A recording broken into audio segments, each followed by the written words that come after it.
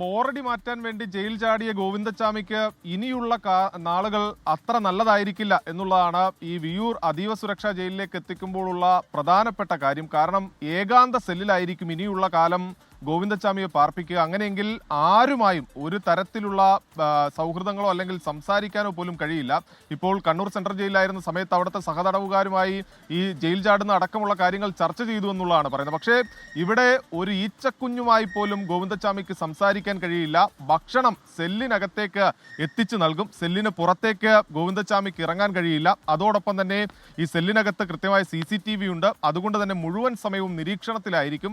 4.2 മീറ്ററാണ് ഈ സെല്ലിന്റെ ഉയരം. അതോടൊപ്പം തന്നെ ഈ അതീവ സുരക്ഷാ ജയിലിന്റെ ഭാഗമായുള്ള സുരക്ഷാ ക്രമീകരണങ്ങളുണ്ട്. അതിലേക്ക് കൂടി വന്നു കഴിഞ്ഞാൽ ഈ നിലവിൽ ഈ വലിയ ചുറ്റുമതിലാണ് ഇതിനുള്ളത്. പുറത്ത് ഈ ചുറ്റുമതിലിന് പുറത്ത് 6 മീറ്റർ ഉയരത്തിൽ, അതായത് 6 മീറ്റർ ഉയരത്തിലുള്ള ചുറ്റുമതിൽ, അതിന് പുറത്ത് ഈ വൈദ്യുത വേലിയുണ്ട്. അതും 10 അടി ഉയരത്തിലാണ് ഈ വൈദ്യുത വേലി ഉള്ളത്.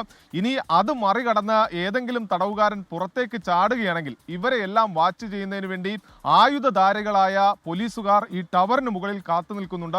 അവരായിരിക്കും ഈ ജയിൽ ചാടുന്ന ആളുകളെ നേരിടുക. അതുകൊണ്ട് തന്നെ അതീവ സുരക്ഷാ ജയിലിൽ കഴിയുന്ന ഓരോ തടവുകാരനെ സംബന്ധിച്ചും അവരുടെ ജീവിതം തീർത്തും ദുസ്സഹമായി മാറും എന്നുള്ളതാണ്. SKN സൂചിപ്പിച്ചതുപോലെ തന്നെ ഗോവിന്ദച്ചാമിയും കൊണ്ടുള്ള വാഹനം കണ്ണൂരിൽ നിന്ന് പുറപ്പെട്ടു കഴിഞ്ഞു. എന്തായാലും തൃശ്ശൂരിലേക്ക് എത്തിക്കുന്നതിന്റെ ഭാഗമായുള്ള സുരക്ഷാ ക്രമീകരണങ്ങൾ അടക്കം വർദ്ധിപ്പിച്ചിട്ടുണ്ട്. നമ്മളിവിടെ എത്തുന്ന സമയത്ത് കൂടുതൽ പോലീസുകാരെല്ലാം തന്നെ ഇപ്പോൾ ഈ അതീവ സുരക്ഷാ ജയിലിനകത്തേക്ക് പ്രവേശിച്ചിട്ടുണ്ട്. അതായത് ഈ ഗോവിന്ദച്ചാമി എത്തിക്കുന്നതിന്റെ ഭാഗമായി കൂടുതൽ പോലീസുകാരെ അടക്കം ഇപ്പോൾ ഈ മേഖലയിലേക്ക് എത്തിച്ചിട്ടുണ്ട്. അത്തരത്തിൽ സുരക്ഷ വർദ്ധിപ്പിച്ചുകൊണ്ടാണ് എന്തായാലും അതീവ സുരക്ഷാ ജയിലിലേക്ക് ഗോവിന്ദച്ചാമിയെ പ്രവേശിപ്പിക്കുന്നത്.